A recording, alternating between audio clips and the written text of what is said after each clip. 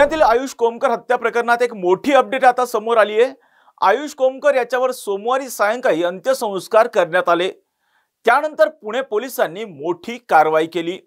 आंदेकर टोळीचा प्रमुख आणि मुख्य आरोपी बंडू आंदेकर सह 6 जणांना पुणे पोलिसांनी अटक केली।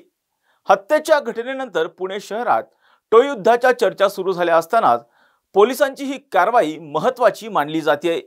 या प्रकरणात आत्तापर्यंत काय काय घडलं आणि पोलिसांनी कोणाकोणाला अटक केली पाहूयात। नमस्कार, मी राजरत्न जोंधे आणि आपण पाहताय टॉप न्यूज मराठी। गणपती विसर्जनाच्या पूर्वसंध्येला शुक्रवारी 5 सप्टेंबर रोजी सायंकाळी 7:30 वाजता आंदेकर टोळीने राष्ट्रवादी काँग्रेसचे माजी नगरसेवक वनराज आंदेकरांच्या खुनाचा बदला घेतला।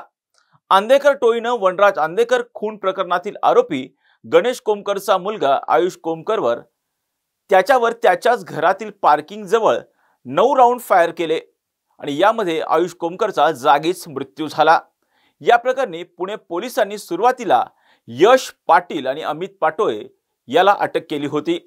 काल सोमवारी सायंकाळी मयत आयुष कोमकर याच्यावर पुण्यातील वैकुंठ स्मशानभूमीत अंत्यसंस्कार करण्यात आले। यावेळी आयुषचे वडील आणि वनराज आंदेकर हत्या प्रकरणातील आरोपी गणेश कोमकर याला नागपूरच्या कारागृहामधून अंत्यसंस्कारासाठी आणण्यात आलं होतं। त्यावेळी वैकुंठ स्मशानभूमीला अक्षरशः छावणीचं स्वरूप आल्याचं पाहायला मिळालं।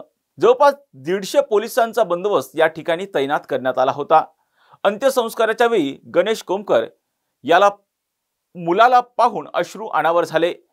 यावेळी तो मुलांनी लिहिलेलं एक पत्रही घेऊन आला होता। त्यावर मजकूर होता, पप्पा आय मिस यू। यावेळी गणेश कोमकर यांनी अंत्यविधीसाठी आलेल्या लोकांचे आभारही मानले। अंत्यविधी पार पडल्यानंतर मध्यरात्री पुणे पोलिसांनी एक मोठी कारवाई केली। आयुष कोमकर हत्या प्रकरणात आंदेकर टोळीचा म्होरक्या आणि बंडू आंदेकर सह 6 जणांना पुणे पोलिसांच्या गुन्हे शाखेने काल रात्री उशिरा अटक केली। बुलढाणा या ठिकाणी पळून जात असताना गुन्हे शाखेच्या पथकाने त्यांना अटक केली। यात बंडू आंदेकरची मुलगी आणि 2 नातूंचाही समावेश आहे। पोलिसांनी सापळा रचून 6 जणांना अटक केल्याचं सांगितलं जात आहे।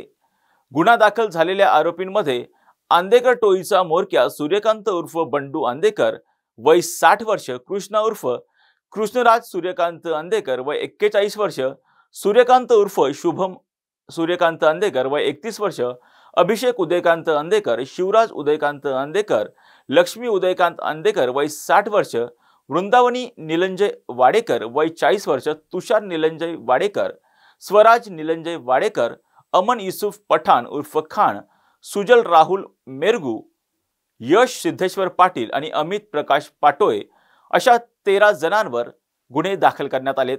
पोलिसांनी अटक केलेल्या आरोपींमध्ये बंडू आंदेकर, स्वराज वाडेकर, तुषार वाडेकर, वाडेकर आई यांच्यासह आणखी 2 जणांना अटक करण्यात आली, तर इतर आरोपींचा शोध सध्या सुरू आहे। या संपूर्ण प्रकरणामुळे पुन्हा टोळीयुद्ध भडकण्याची शक्यता वर्तवली जात आहे। यावरती पुणे पोलीस कशा पद्धतीने आवर घालतात हे पाहणं आता महत्त्वाचं असणार आहे। अशाच महत्त्वपूर्ण विश्लेषणासाठी पाहत राहा टॉप न्यूज मराठी, आपला महाराष्ट्र आपली बातमी।